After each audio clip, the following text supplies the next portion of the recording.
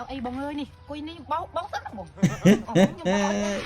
làm miếng cái miếng ấy nè hay bảo đây coi lên sao nè chồng người bông đấy gì chăng ngày đi bông miền ấy thế này trong bằng hàng từ tôi xin cái chân đây bông miền bà ngày đi miền ấy chùm lay chứ bánh chanh nơi miền núi một hộp thay dạ đây bằng cát lang đòi qua đây bọc nhom tầm đó miền núi nữa đừng mà hộp ấy thế cái chia xoay ăn bà xoay ăn ẩm bơm xoay ăn bơm đấy សម្រាប់មុខ là ngày cọt túc nè cọt dừng ra từ cọt túc rồi để ra ấy một hộp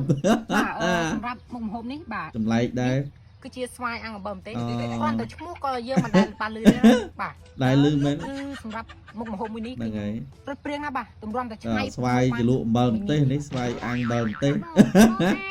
ប្រាប់ពីរបៀបធ្វើបានអត់បងចា បាទសម្រាប់របៀបធ្វើបាទគឺស្រួលទេបងប្អូន ស្រួលទេ គឺគ្រាន់តែយើងមានស្វាយមួយផ្លែបាទចិត្តជាចំណិតបែបហ្នឹងមកបាទហើយរួចហើយយើងមកកាត់ភ្លើងមកកាត់ភ្លើងក៏បានដាក់ចក្រានហ្គាសក៏បានដែរបាទយកទៅដាក់អាំងបាទហើយអាំងហ្នឹងភ្លើង អ្នកកត់ប្រឹងកត់ទុកណា សេតុនហភាពស្មើបាទមិនត្រជាក់ពេកមិនក្តៅពេកបាទហើយបើក្តៅពេកគឺអាចនឹងប្រឈមមុខខ្លោច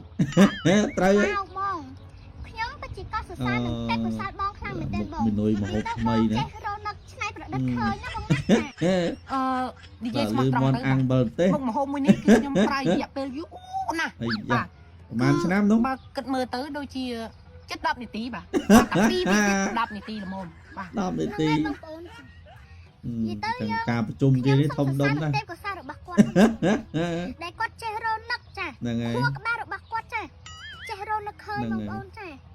ហើយ ចេះរនឹកឃើញ មុខម្ហូបនេះគឺថាចម្លែកបងប្អូនចា ចម្លែក មានភាពឆ្នៃប្រឌិតខ្លាំងមែនទែនបងប្អូនចា តាមគំនិតរបស់ខ្ញុំវិញ ឯចុះមិនកត់នោះ ឃើញទេ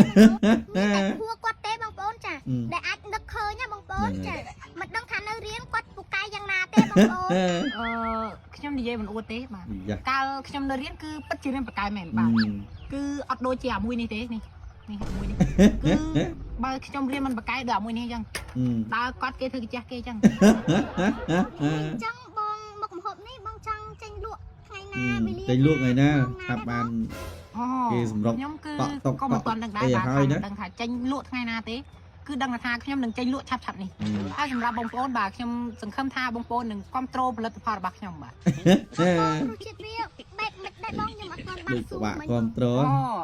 សម្រាប់រសជាតិវាគឺលក់តិចអូ លក់តិចទៅបើឆ្ងាញ់ ធ្វើខ្លួនឯងហើយរៀបលក់ឲ្យគេលក់បែបរសជាតិបែបដឹងមិនទេហ្នឹង លក់តិចចាស់លក់តិច បងបងធ្វើនឹងអត់ទាន់បានភ្លក់រសជាតិត្រឹមត្រូវទេ សម្រាប់ខ្ញុំក៏មិនហ៊ានភ្លក់ដែរបាទរូបថ្មីពេកសម្រាប់ខ្ញុំបាទ មកអូនទៅផ្ទះវិញអូន បែក បែក សំ សម្ភា ភា រ រ អី ស្អី ទៀត ទៀត ដែរ អត់ភ្លក់សិនទេអូនភ្លក់សិនមក ភ្លក់ម៉ាត់សិនមក